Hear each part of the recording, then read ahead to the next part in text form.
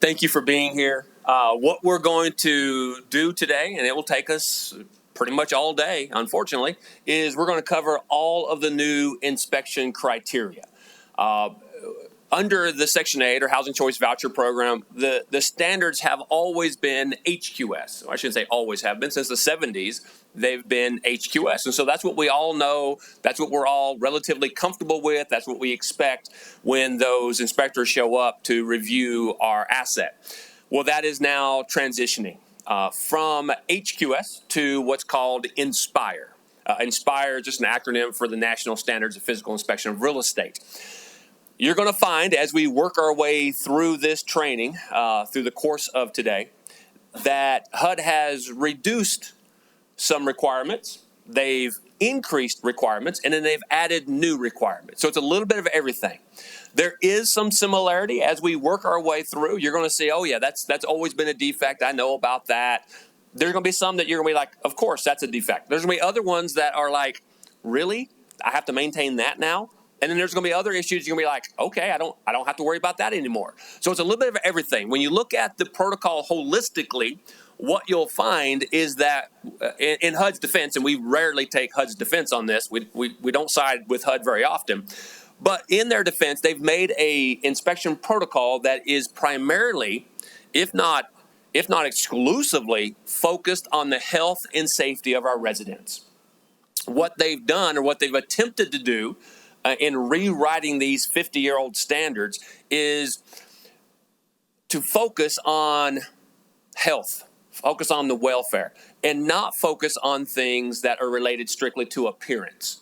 You're going to see issues like graffiti and litter and a lot of other strictly appearance-related issues not causing failures anymore. What will cause failures are things that, by all accounts, impact the residents and their livability of the actual apartment. Okay, so I'm going to jump into it. I want to be super respectful of your time. We'll take a break mid-morning, take 10 minutes, let you, stretch your legs, return phone calls, all of that. We'll break for lunch around noon, I think, is what we had scheduled. We'll break for lunch, and then we'll finish up after lunch. I just got a thumbs up that 12 o'clock is our lunch break. If you have questions, what we're going to do, because they are recording this for future reference for you guys and other landlords, we are going to ask you to hold your questions until each section is over, okay? So every hour, maybe not even quite a full hour, we'll take a break. Any questions you have, we'll have a microphone. You can ask the question. I'll answer it, of course. So I want to make sure that you do get the answers you need. But we're going to do them kind of in a partitioned manner. And that way we can get them on the recording for everybody. So let's jump into the training. Again, my name's John. So when you do have questions, if you want to reference me by name, that's great. But also keep in mind, I'm only a messenger. Okay, I did not write these standards. I'm just here to teach you the standards. And so if you don't agree with them, which some of it you probably won't agree with, understand that this is well outside of my ability to change anything. I want to apologize for any of the weird transitions, as you knew, and I really appreciate you guys being flexible this morning. We had some technical issues, so we had to basically export my presentation into a different format and put it onto the county-owned laptop here to make it work. And so if the transitions are kind of janky, I apologize for that. But let's talk for a minute why HUD is changing. And we're going to get into the standards. That's what you're here for. That's what we're going to focus 90% of our time on. But I want to take just a moment to talk about why HUD is changing. One of the reasons that HUD is changing is that they wanted to align all of the affordable housing into one inspection standard. Because the way it is currently, or at least up until now, depending on the funding source, those properties were held to different standards. So in the public housing side, in the multifamily housing side, it was a different set of standards. For the last 25 years, they've always used the UPCS. But here on the voucher side, on the Housing Choice Voucher Program, you've always used the HQS. Well, it's the same federal dollars being tied up, being held to two different sets of standards. And so what HUD did is they aligned both of those standards into a new inspection standard called the NSpire. So that's the reason why they did it. And it also affects everybody. So affordable housing, whether we're talking tax credit, we're talking Section 8, Housing Choice Voucher, we're talking public housing, we're talking multifamily housing, all affordable housing is going to be held to the exact same standards. The alignment happens right away. Okay, so the plan is to focus HUD's inspection protocol on the resident themselves, not necessarily on the physical asset. Now, obviously, you want to maintain the physical asset because that's your money tied up, and so the physical asset is really important to you, not as much to HUD. What they're primarily focused on is the resident, is their family safe and secure? If they are, then HUD's content. Now, you may want to go above and beyond the NSpire because you're going to see things like, as we get to it later on, missing shingles. If it's just a couple tabs of shingles missing, it won't fail the inspection anymore. Now, as the owner of that property, I would want to replace those shingles relatively quickly because I know that is eventually going to leak, at which point I'm going to incur some cost in making a repair.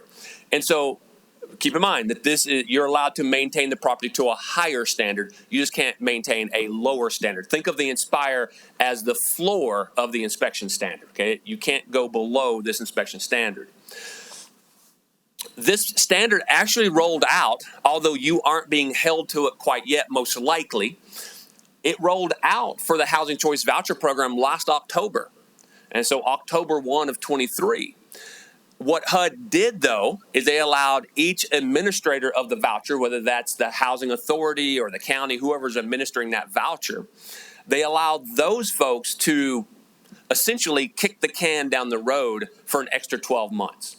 That allowed things like this for landlord trainings to happen so that HUD didn't broadside you with a new inspection standard with you having no understanding of that inspection standard. HUD didn't want inspectors showing up failing units that had always passed because of the new standard. So they allowed the administrator of the voucher to extend the use of HQS for 1 extra year. Now, with that said, that expires in October of this year.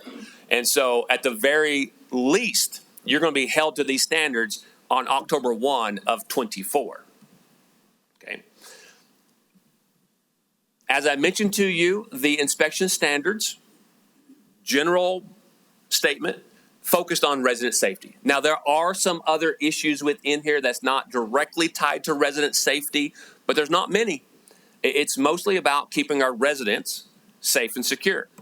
As far as responsibility of assignment, what I mean by that is stating whether the resident or the landlord is responsible for the repair, that's left up to the individual inspectors.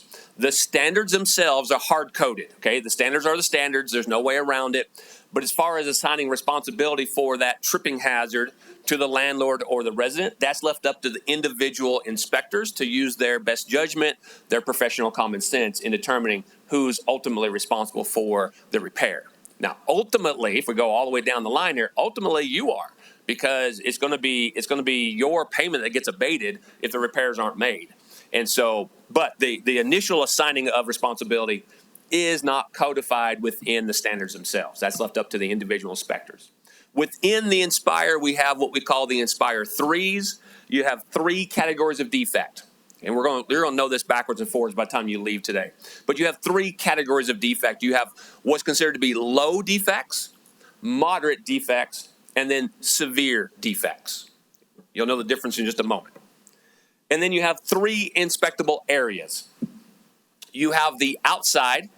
The outside is exactly what you think it is. Look outdoors and you're looking at it. That's the driveway. That's the sidewalk. That's the parking lot, depending on the type of building it is. That's the building exterior. That's the grounds, the yard around that single-family home or duplex. It's everything on the outside, including the shingles and the downspouts and everything associated with the outside. Then you have the inside. The inside is not the apartment, but it's everything else. So if you think of the inside as common use area. Now, in a single-family home, they don't have any common use area, right? Because it's either the unit or it's nothing. But you move over to a high-rise, you move over to an apartment complex, you may have some indoor spaces. You may have a gym. You may have a community room. You may have common use interior spaces.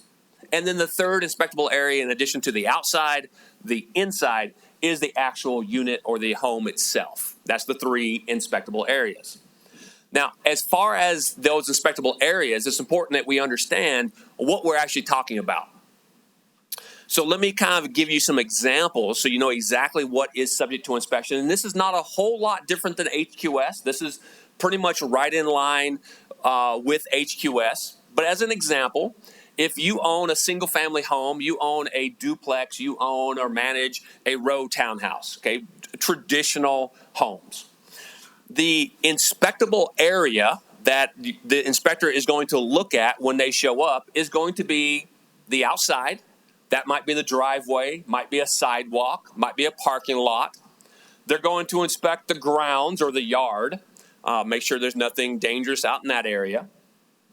They're going to check the building exterior, make sure the siding's in good shape, make sure the gutters, the shingles, the foundation all looks good. And we'll talk about exactly what they're looking for in those areas in just a couple more moments. And then, of course, they're going to look at the apartment. So in a single-family duplex style setting, the inspection is really straightforward, right? You pull up in the driveway, I'm looking at the drive, the walkway, the yard, the fence maybe, the building exterior, I do the unit, and my voucher inspection is complete. It gets a little bit more complex maybe when we go to an apartment complex, when we go to a mid-rise or a high-rise type of building. It's a little bit more complete of an inspection because there's more for us to look at. There's the parking lot, of course, or whatever that parking area is called. It's typically a parking lot or some parking area. Maybe it's a parking garage in your case. Common use exterior areas. Maybe your complex has a swimming pool. Okay, that's a common use exterior area that's got to be inspected. Maybe you've got a smoking pavilion. Maybe you've got gazebos. Maybe you've got some kind of exterior barbecue grilling area. If it's available to the resident to use, it has to be reviewed during this NSpire inspection. The building exterior, of course, just like in a single family home, we got to take a look at the exterior of the building. And then if there's any common use interior spaces, if there's a community room, if there's that gym, if there's a lobby where they pay their rent, any space indoors that the resident would have routine access to, including elevators and those types of things. And then, of course, it culminates with the unit inspection itself. But the unit is not its own inspection. It's part of a bigger inspection that includes the outside, the inside, and the actual apartment. The inspection standards are the same. I told you that. That's one of the reasons why HUD transitioned from HQS over to NSpire, is to align everybody into one inspection standard. That inspection standard is called NSpire. The standards are the same.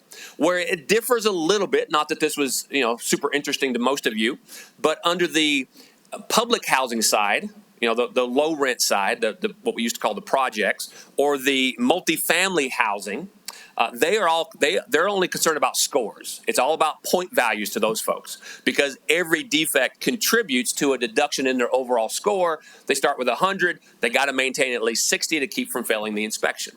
That's the way it works in the other half of the equation. In the voucher side, which is what we're focused on today, it's all about pass or fail. But each voucher, each unit is its own inspection. That unit will either pass or fail on its own volition. Okay, every moderate defect, every severe defect, and there's about 350 possible defects that we're going to talk about that fall into that moderate and severe category, those will cause the apartment to fail. Whether that defect was found in a common area inside, or that defect was found on the outside, or the defect was found most commonly in the apartment itself, it will cause that inspection to fail. There's about 4 dozen low defects. Now, you can call it a defect. I call it a defect. HUD calls it a defect. But those low defects do not cause the unit to fail. Those are going to be issues like litter. Litter does not cause the unit to fail. Yes, technically it's a recordable defect, but it's not a failing defect. It's a passing defect. Another common defect that will allow the unit to still pass is closet doors that are missing or bedroom doors that don't latch. They're defects. Absolutely, they're deficiencies, but they're passing deficiencies. And there's about 4 dozen of those. And we'll look at each and every one of them before we call it a day. Repair timeframes might be a little different than what you're accustomed to. Maybe not, but you're going to see these as we work our way through there. Low defects do not have to be repaired. Okay, I just told you there was 3 types of deficiencies: low, moderate, and severe. Now, you may be looking at the screen up here behind me saying, well, John, wait a second. Now, hold on. You said there's 3 defect types. I count 4. I know you're from Tennessee, but I know you can count to at least 4. That last category is not technically its own category. It's a subcategory. It's a subcategory of severe. So let me back up. If HUD or your local inspectors find a low deficiency, the unit can still pass. Closet doors, erosion, litter. There's several of those. Dryer vents that are the outside cover's missing on a dryer vent, low. If the inspector finds a moderate or a severe defect, either one of those 2 categories are essentially the same as far as you're concerned, because a moderate and a severe defect will cause the unit to fail, and then you must facilitate repair within 30 days. Okay? And then the life-threatening defects, and you probably have a printout of all those life-threatening defects. The life-threatening defects are those that require an immediate repair. Those are the emergency deficiencies, the exigent emergencies, if you want to call it that. But it's more than maybe what you're accustomed to.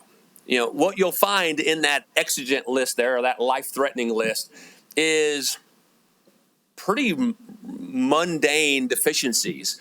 You know, if we look behind the dryer, and we'll talk about these again later, but if I look behind this dryer and the dryer vent is disconnected, that's a 24-hour repair. Or if it's maybe an elderly complex and you've got pull cords or little call for aid switches, and the resident has blocked that pull cord with a dresser, it's a 24-hour repair. And so it's a bit more than just the missing smoke detectors and the missing CO detectors and the blocked egresses and the electrical hazards that you are all accustomed to. It's a bit more inclusive than just that short list. And you'll know all of those eventually. Okay, we're going to get into the standards here in another 5 minutes or so, but let me talk about not to divert the pressure to HUD, but this is all has to do with HUD. Your local housing authority, your local administrator of the voucher has no say over these standards. Unlike HQS, where the local housing authority in particular could modify the standards. You know, and let me use this as an example. This is maybe not the perfect example for you guys, but under the HQS, if I was in charge of this housing authority and I've got 4,000 vouchers, as the housing authority, I could modify my administrative plan. And I could say, okay, the HQS, well, maybe they require screens in every window. But here in Albuquerque, I'm running the Albuquerque Housing Authority as an example.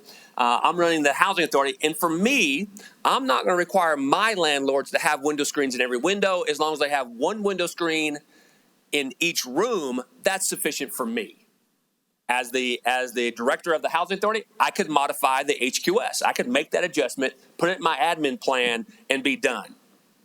That doesn't work anymore. The voucher administrators cannot modify NSpire. The problem with doing it the way HQS allowed is that because the housing authorities had such flexibility, this housing authority in Albuquerque might do it one way. The housing authority in Santa Fe do it a different way. The housing authority in Las Cruces does it a different way. And so what you have is you got federal dollars again tied up, being used in affordable housing, being held to all sorts of different standards because you could modify, and housing authorities could modify the standards. Well, that's pretty unfair because you might hold them to one standard, the folks over in Nashville hold them to a whole different standard. So what HUD did is they built the NSpire and said the housing authorities cannot modify the standards. The only way they can, I shouldn't say they can't do it, they almost can't do it. They do have a little bit ability to modify it. They have to send an email to alternate inspection at HUD.gov. It's in your handout. You don't have to write that down. It's in your handout. If the housing authority were to email HUD, they can ask if they can modify the standard. Okay. Now, we haven't seen any approved yet. Now, that doesn't mean that HUD won't approve any of these. We just haven't seen it done yet. But the only way they're going to approve changes to the NSpire on the local level is if one of two things is true. If the housing authority is trying to increase the standard, if they're wanting to hold landlords to a higher standard, HUD will entertain that request. Or if the housing authority can somehow prove to HUD that by holding you to a lower standard, they can significantly increase the availability of affordable housing. If HUD could prove that, using my imperfect example of window screens, if the housing authority could prove to HUD that by not requiring window screens in the window, we can increase our affordable housing portfolio by 2x, HUD might entertain that appeal. But how you prove that to HUD, I'm not really sure how they're going to have the ability to do that. Okay.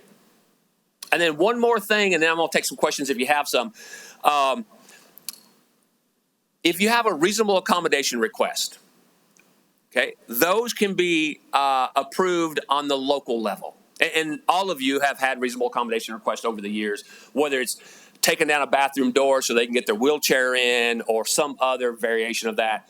That is approved still on the local level. The actual administrator of the voucher, they can approve that on a case-by-case basis, but understand it is a case-by-case basis.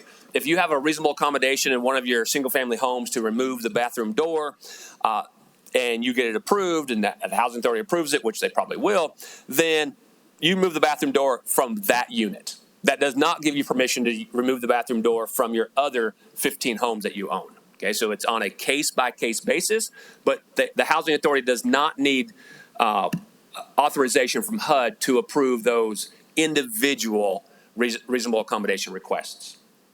All right. Any questions before we actually move into the protocol now? All right, perfect.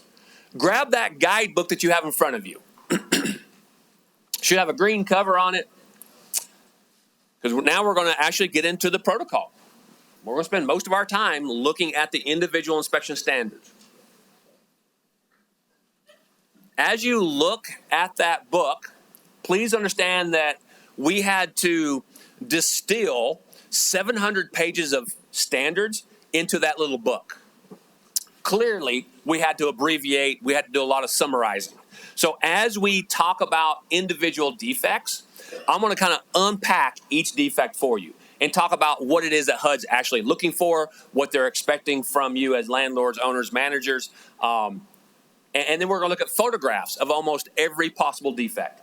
So not only will we learn about the standard in writing as far as what the wording of the standard says, but then kind of a real world example of that deficiency. Okay. If you want to look at page 1 of the book, the very first page, you'll see kind of the general layout of the book. You'll get a good feel for it in just a couple of minutes here. But just realize you'll see 3 columns, right? You see the inspectable item on the left column, and then you have 3 defect columns. The first column is low. Remember, low defects pass. Then you'll see moderate and severe. Those both fail the unit with a 30-day repair requirement. And then if you see a little red exclamation mark next to the defect, that means that defect itself is that subcategory. That's that life-threatening deficiency that requires a 24-hour repair. Okay. So let's talk about the outside. So the big green tab at the top. Let's start there. And we're effectively just going to work our way page to page, top to bottom, going through each and every defect.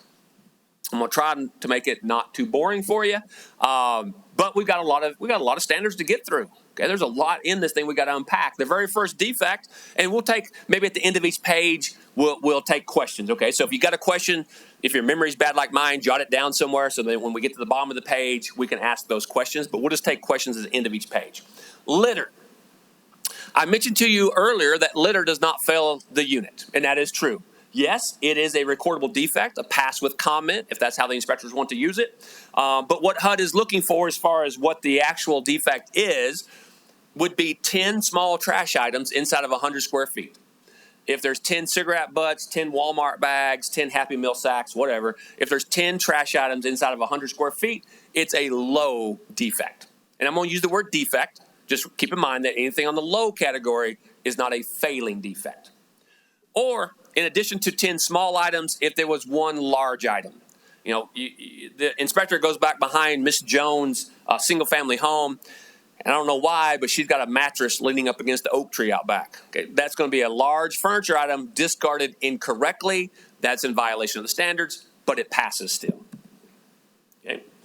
So we see litter behind one of your buildings. The inspector starts counting. 1, 2, 3, 4, 5, 6, 7, 8, 9, 10, 11, 12, 13. Once they get to 10, they found the deficiency. But again, it's a low defect. If you want to look at the upper right-hand corner of the screen, you'll see whether it's a pass or fail. Of course, you have the same information in your book, but if you're watching the screen, you can see that for yourself. Okay. If there's large items discarded, okay, 10 small items or 1 big old item, it's going to be a recordable defect. Low, passes the unit. According to HUD, it doesn't necessarily impact the livability of the apartment, so HUD doesn't want the unit failed for it. If it's a legal set out, it's not a recordable defect. Okay, so those items are outside where they don't necessarily belong, but I don't know how you do it in New Mexico, but a lot of places you have to set the stuff on the curb for 24 hours, 48 hours. You can't touch the stuff for a period of time. If that's the case, then that would not be a recordable finding because those items have been discarded, but they've been discarded correctly. So no finding for that. Okay, real simple. Again, end of the page, we'll open it up for questions. There's a couple doors on the outside that will get inspected. But it's not the entry door. Okay, it's not any fire-rated doors. It's any other doors you may have on the outside. You may not have many doors on the outside that aren't entry doors. Most of the doors on the outside do provide entry into the building or into the unit. They'll be inspected. Of course they will be, but they'll be inspected as part of the unit inspection or the inside inspection. On the outside, the only 2 doors that get inspected are the garage doors and general doors. And we'll talk more about general doors in a minute. But for garage doors, which a lot of you would have garage doors, especially in single-family homes, if there's a garage door, it just needs to work. It needs to have good hardware and no penetrating holes. That's the only 2 things HUD's worried about. If it opens, closes, it latches correctly, the safety springs are good. If it's got an automatic opener, it needs to work, although that's not a requirement to have one. But if it has one, it's supposed to work. And we got to make sure there's no penetrating holes. Okay. Okay, so here's a resident access to garage. And if you notice, the hardware is disconnected from the door. Okay. The door doesn't operate correctly. It's a hardware issue. That's a moderate defect. There's our first failing deficiency. That's a moderate defect. It's a 30-day repair. You'll notice that we break out moderates and severes separately. But for you and the voucher program, there is no real difference between a moderate and a severe. They both fail. They both require a 30-day repair. If we're looking at the public housing side, if we're looking at multifamily housing, the moderates and severes are considerably different because HUD scores them differently when we're applying point values to defects. But for you guys, for voucher, as far as everyone's concerned, a moderate and a severe, they're the same category. They have the same repercussions. Now here's a storage closet, or storage garage, that the resident has access to. It has damage. You can kind of see that in the photograph, and you can't see that in a 2-dimensional photo, but it worked. It opened, it closed, it did everything it was supposed to do. And there's no penetrating holes, at least as far as I can tell. And so in that case, there's no defect to record because it still works. Weather stripping. Weather stripping is important, especially in areas that you got, some extreme weather, but HUD's not concerned with it under NSpire. As long as the door opens and closes, there's no penetrating holes in the door, HUD's going to pass the unit. I'm not one to judge, but that looks like a bullet hole to me. If it were a bullet hole, it probably penetrates the door. If it penetrates the door, well, then it's a recordable defect. Okay. Now, often, and maybe you probably have this question maybe, and you're going to ask it at the end of the page, how do we repair that? HUD's very hands-off when it comes to repairs. They really don't care how things are repaired, with a couple exceptions. And we'll talk about those exceptions as we come to them. But the repair has to be, quote-unquote, permanent. Okay, so what you could not do to fix that hole in the garage door is put duct tape over it. That would not be classified as a permanent repair. But if it's a permanent repair, caulking is relatively permanent. Spray foam is relatively permanent. That would be permitted. Okay, it just has to be, again, it has to be a long-standing repair. It can't be something you just slap back together. Now, there are some exceptions to that rule. And we'll talk about all three of those exceptions. One of them will come up in just a couple more minutes. General doors. Some of you have what HUD would qualify or classify as a general door. A general door is a door on the outside that does not provide access to the building, it does not provide access to the unit, and it's not a garage door. So think about that. What doors is left? Closet doors. If your property, if that building, if that home has an exterior closet door, not all that common on single-family homes, a bit more common in an apartment complex. If it has a closet door on the outside, it just needs to work. It needs to open, it needs to close, it needs to latch. If it does those items, HUD's good with it then. That's really all HUD's looking for, open, close, and latch. If it doesn't, it's a moderate defect. Here, okay. Disregard that. Let me go back. In the original presentation, before we transitioned over to this computer, that was a video, and it shows the door opening and closing, but the latch not working. So I know it's going to be hard for you to imagine, but just picture that if you would, a door not latching. If the door doesn't latch, it doesn't work the way it's designed, and HUD would consider that to be a moderate 30-day repair. Okay. Real simple. Electrical enclosures. We're on the outside, so think about the electrical enclosures that your property has on the outside. It could be meter bases, it could be disconnect boxes, probably are disconnect boxes, maybe some timer boxes, maybe some just a different random junction boxes on the outside. If you've got electrical enclosures on the outside, then we've got to have them inspected. What HUD's looking for here is a couple things. One's going to be pretty common. We got to make sure there's no water getting into the box. You see that under the severe category. They got to make sure there's no water getting into the electrical box. That wouldn't be good for anybody. We got to make sure there's not any damaged breakers on the outside. Most of your panel boxes are probably indoors. That's where most of your breakers are going to be located. So we'll see that same defect again when we come indoors. But if you happen to have breakers or fuses on the outside and they're physically damaged, they're melted, broken, things like that, that would be a life-threatening defect. That's the first life-threatening defect we've seen. A little red exclamation mark tells us that. And then if there's foreign material, that's the most common defect. If I just told you, couldn't have been 3 minutes ago, that HUD doesn't care about quality of repairs. Here's one of the exceptions to that rule. If you are a handyman or a maintenance guy, if you make a repair to an electrical enclosure, you have to use UL listed material, Underwriter's Laboratory material, meaning it was designed for that purpose. If you fabricate a repair, if you take a piece of sheet metal and you make a cover, if you take fire caulking, you take weather stripping and you seal up gaps with that, you use spray foam in an electrical box, that is going to be a severe finding. We can't use foreign material in an electrical enclosure. This might be the most common example of it. For those of you who own your street lights, sometimes the city owns those, and so those aren't your responsibility. But if you own the street light or the property owns the street light, this is primarily in a complex situation, not too much in single family. But oftentimes that cover is missing at the bottom. Kids take it off, homeless take it off so they can tap into the power. Whatever the case is, those covers are gone. It's not always easy to find a proper cover for those street lights. But that street light is an electrical enclosure. It's enclosed, it's got electricity. That makes it an electrical enclosure. And in this case, somebody made a cover. Now, it's not a bad-looking cover. It looks like it's made pretty well, but it's not UL listed. It doesn't have a UL stamp on it anywhere. So that's a foreign material repair. And that's got to be repaired in 30 days with a proper cover. Okay, another common situation here. You got to disconnect. A lot of you have disconnects on the outside of your buildings for your AC units or your swamp coolers or whatever you got. A lot of you have disconnect boxes. They're simple boxes, nothing too complicated. But sometimes they'll be damaged, rusted real severely. Maybe there's a knockout missing. And so you've made or somebody made a repair.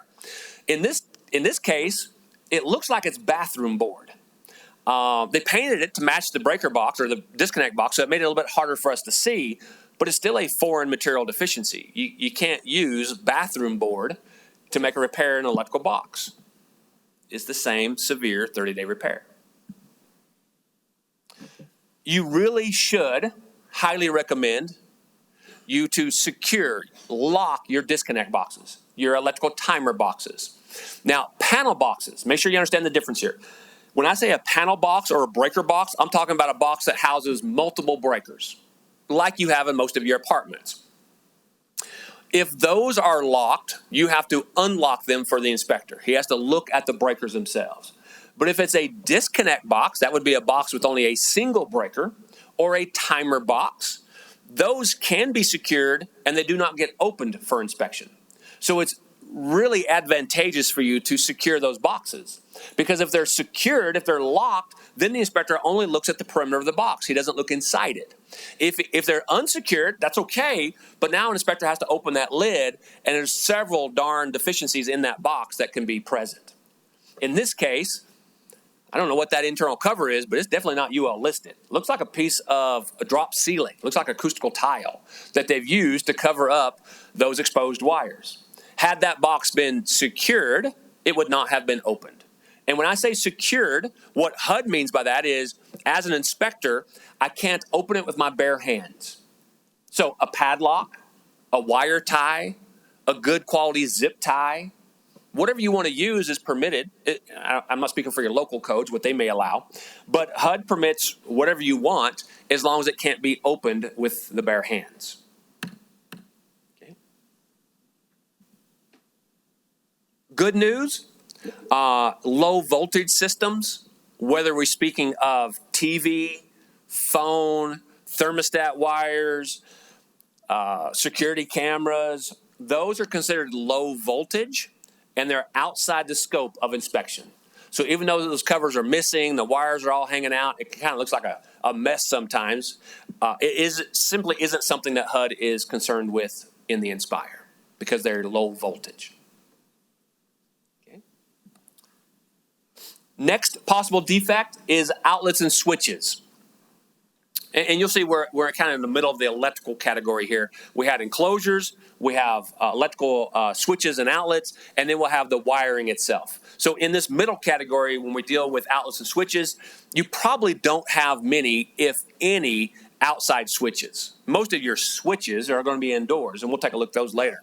So this is really outlets, is what this boils down to. Under NSpire, every outlet on the outside must, in fact, be protected by a GFCI. Whether that's on the front porch, the back porch, out by the AC unit, out by the flagpole, wherever there is an electrical outlet, it must be protected by a GFCI. The inspectors will be using GFCI testers to put those in the outlets to confirm that they are, in fact, protected by a GFCI, whether that's an upstream GFCI or a GFCI breaker. It's all the same as far as HUD's concerned, but they do need to verify that they are connected to a protective device known as a GFCI. Also, we need to verify that those outlets are wired correctly. When we put our little tester in there, it's going to tell us whether it's energized, first and foremost. If it's not, that's a defect. It's going to tell us if it's grounded. If it's not grounded, if it's a three-prong receptacle, that's a deficiency. And then we got to make sure that it is, in fact, wired correctly, that the hot and the neutral wires aren't reversed on it. If it's not wired correctly, that also is a severe deficiency.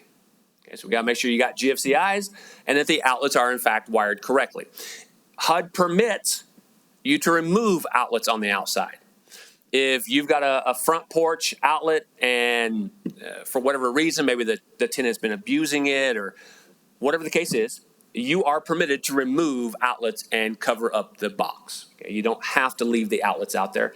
Now, it's different on the inside. When we get into the unit, we'll talk about 3 specific rooms that you have to have outlets in. We'll get to those later, but I'll just tell you up front, it's going to be the kitchen, the living room, and the bedrooms. You have to have outlets in those rooms. But on the outside, you're not required to have outlets. If you do, though, they have to be protected by a GFCI. This one was energized. It was wired correctly. It was properly grounded. But when we put our tester in there and we hit the little test button, nothing happens. Well, that tells me that there is no GFCI in this circuit anywhere, which is in violation of the standards. And oftentimes a question will come up, well, John, listen. My property, this single-family home that I own, is built in the 40s. GFCIs were not a thing back then. Agreed. Everyone's got to adhere to the same standards, though. Every property is going to be brought up to the NSpire.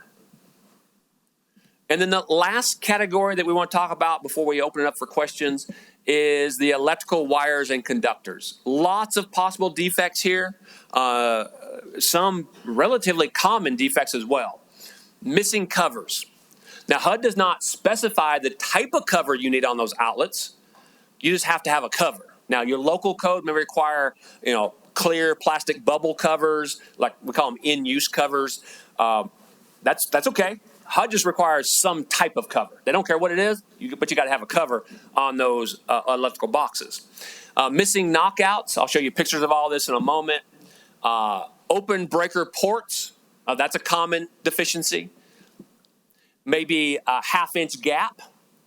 If there's a half-inch gap around any kind of electrical box, that's a common defect. If there's exposed wire nuts or unshielded wires. Now, this video is not going to work for me, so I'm going to tell you what you would have watched is you would have watched the camera pan over and look at the conduit between the AC unit, which you can see the very top corner of, and the disconnect box. The conduit was physically broken, and it exposed the interior wires. Now, those interior wires are fully insulated. You can grab them, nothing happens to you because they're insulated. But the conduit is their protection. And because their protection had been damaged, had been broken, kids climb on it, lawn equipment snag it, just severe weather will cause it to compromise over time. If that conduit is damaged, it is a life-threatening deficiency. That's our 24-hour repair. So make sure you check that conduit. Half-inch gap. A half-inch gap around any kind of electrical device. That could be a half-inch gap around a disconnect box. That could be a half-inch gap around an outlet. That could be a half-inch gap around a light fixture. That could be a half-inch gap around a meter base. If there's a half-inch gap around any kind of electrical device, it is a life-threatening defect. Another 24-hour repair. Missing covers. Sometimes when I think of missing cover, when you think of missing cover, almost always we think of outlets. And of course, that's a possibility. Some of you may have disconnect boxes like this. They have little metal or plastic covers over each individual disconnect. If that cover is broken off, that is considered to be a missing cover, and it is a life-threatening deficiency.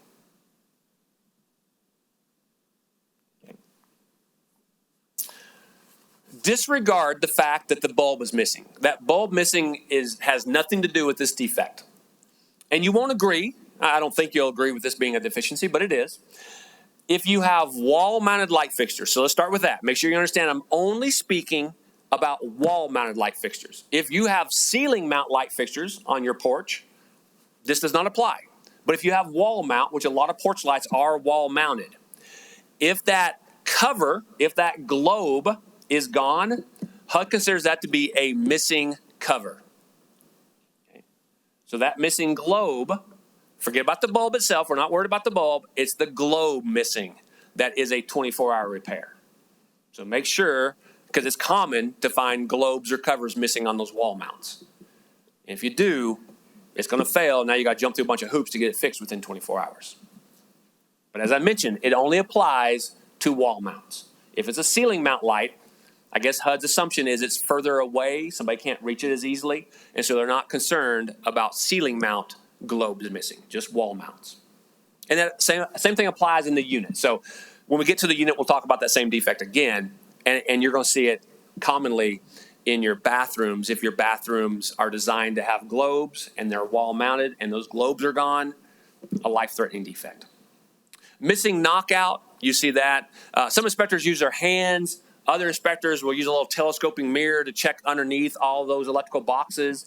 And what they're looking for is what you see in the photograph right here, a missing knockout.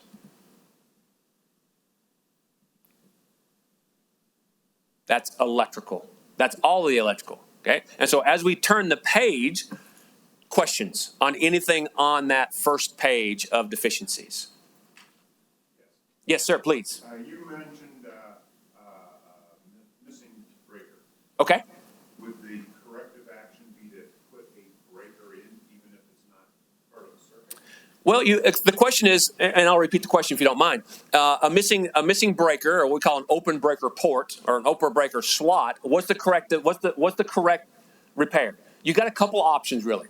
You could put a dummy breaker back in that would basically effectively fill in the gap, right? You could put an empty breaker in there. It wouldn't be attached to anything, but that's okay.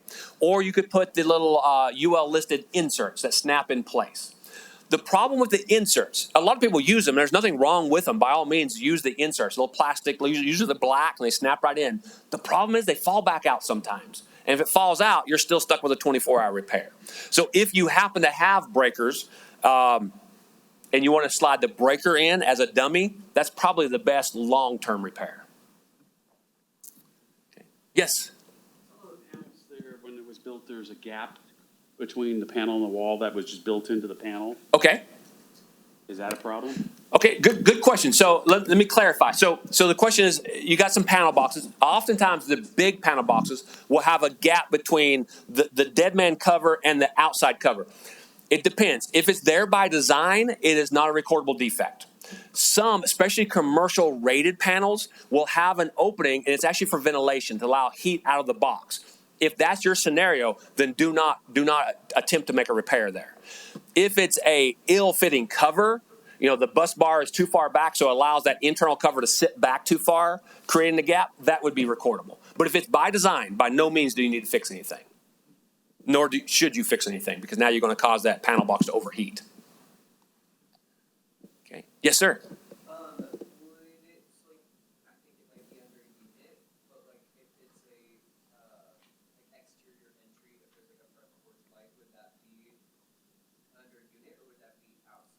As far as where the defect gets recorded? Yeah. So if the light is physically attached to the exterior, even though it may be switched on the inside, it would get recorded as a quote-unquote outside defect. Not that it makes a whole lot of difference in the voucher because it fails the unit either way. It does make a little bit of difference when we talk about like REAC inspection. We talk about public housing multifamily because the point value is a little bit different. But it would be recorded as an exterior outside inspection because that's where it's physically located, even though it's switched on the inside. Any other questions? Yes, sir. What's the most common deficiency you see? Is there something that stands out more than others? On that page there? Yeah. That will fail a unit? Probably missing wall mount globes. Just because they take a lot of abuse because they're usually down about 6 foot. Kids can reach them. Parents will sometimes take the globe off to change out the bulb, and they don't put the globe back in place. If it's open on the bottom, they can reach in and grab the bulb. If it's like a jelly jar globe where you have to take the globe down, in the process of taking it down, sometimes they break it, sometimes they just forget to put it back up, whatever. And that's probably on that page, that's probably the most common finding. And that's unfortunately a 24-hour fix. Okay. All right. No other questions? Turn the page if you would. And let's talk about chimneys. Now, the chimney, we'll take our morning break here, maybe about another 15 minutes or so. Let you stretch your legs. Chimneys. Not everybody's got a chimney. Okay, that's not all that common maybe in affordable housing, but maybe you do. The chimney inspection is very elementary. It's really from the ground. The inspectors aren't chimney sweeps. They don't know what they're looking at necessarily. They're just going to look up at that chimney. It looks okay. If the chimney crown, that's the part that sits on top of the chimney, sheds water off around the edges. If the chimney crown or cap is gone, that would be a defect. If it's supposed to have a spark arrestor and a spark arrestor blew off, that would be a life-threatening defect. That would be like in a wood-burning stove. Maybe the chimney, it's an old building, it's got a brick or a block chimney, and the chimney is beginning to settle away from the building. That's a life-threatening deficiency. Other than that, there just isn't a whole lot. I guess one other somewhat common defect, older structures where they don't have good flue liners. You'll see soot kind of coming through the brick. That would be a life-threatening deficiency because that flue has obviously been compromised on the interior. Okay, but not a ton to look at there. It's all from the ground, so it's very cursory inspection to say the least. The next possible defect is an egress issue. Now, when you and I think of egress, we automatically think from the unit out. Something the resident probably did. Put an air conditioner in a window, block the window with furniture, block the back door with a breakfast table, things like that. And of course, we'll get to that. But there's also a potential egress issue on the outside. A couple things that could happen. Could be something like this, where in this case, and this may not be your situation, the resident added themselves a little wooden fence area right outside their patio door. And then there's a gate on it, which, okay, that's cool. But then they locked the gate. So now if there's a fire in my apartment, I step out onto my patio to get away, and it's a 6x8 patio, and now I can't get off the patio. So now I've got a house burning behind me.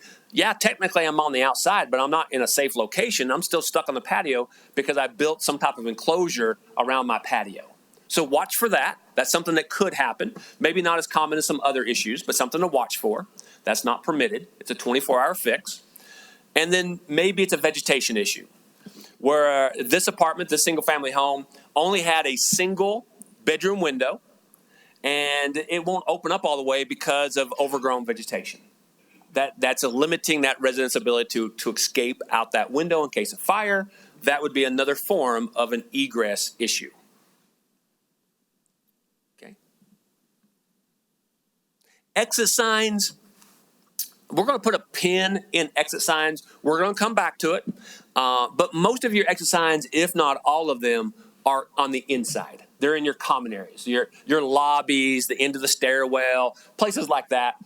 We'll look at those on the inside. If you happen to have a building that does actually have exterior exit signs, there are some of those, it's all the same inspection standards. So once we cover these, probably late this afternoon, once we cover exit signs on the inside, you apply that same standard wherever you see an exit sign.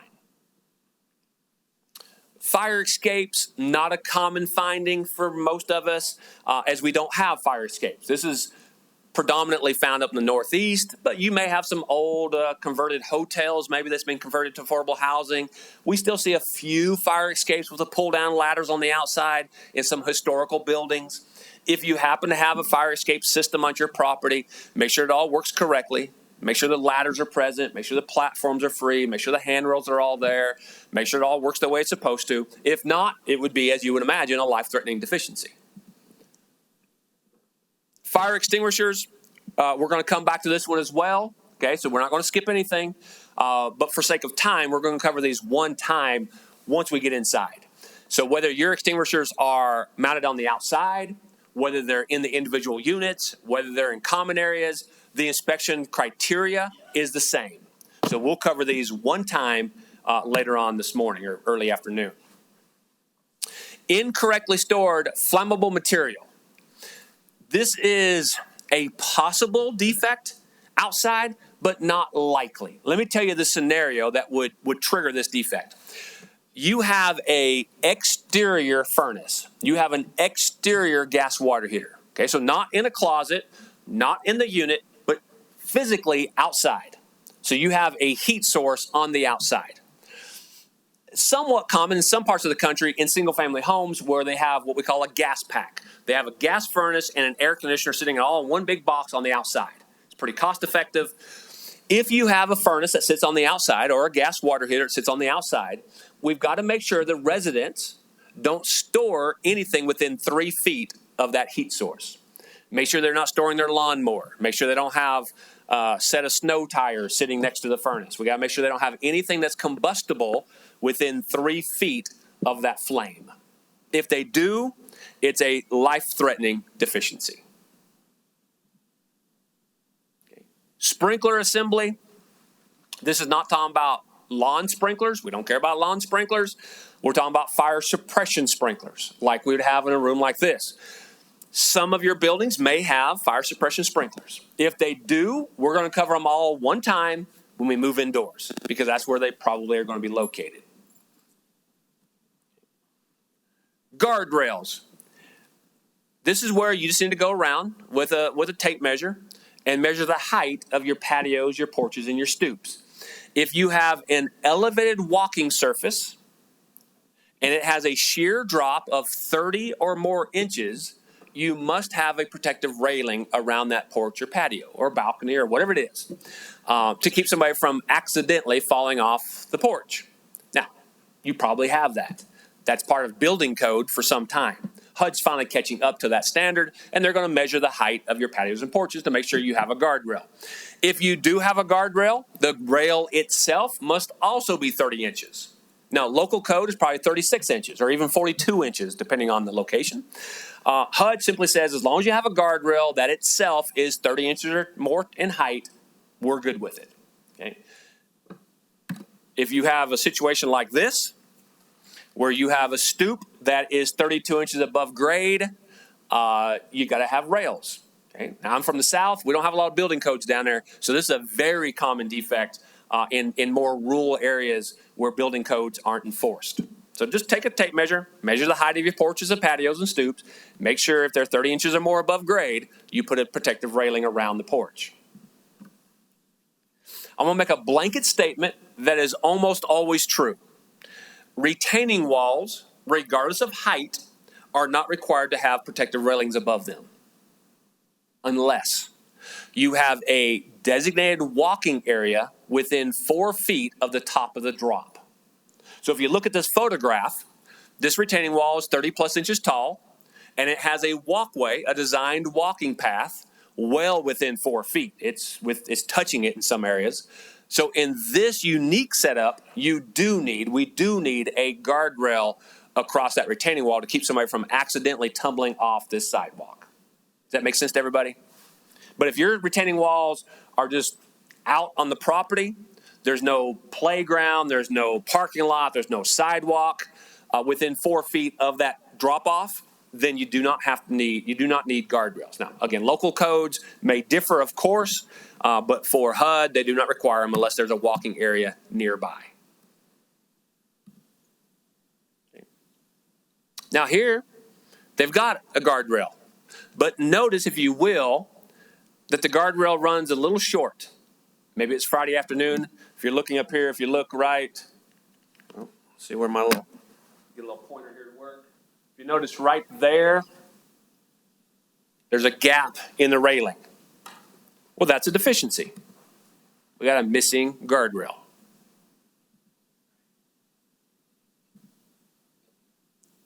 Infestation.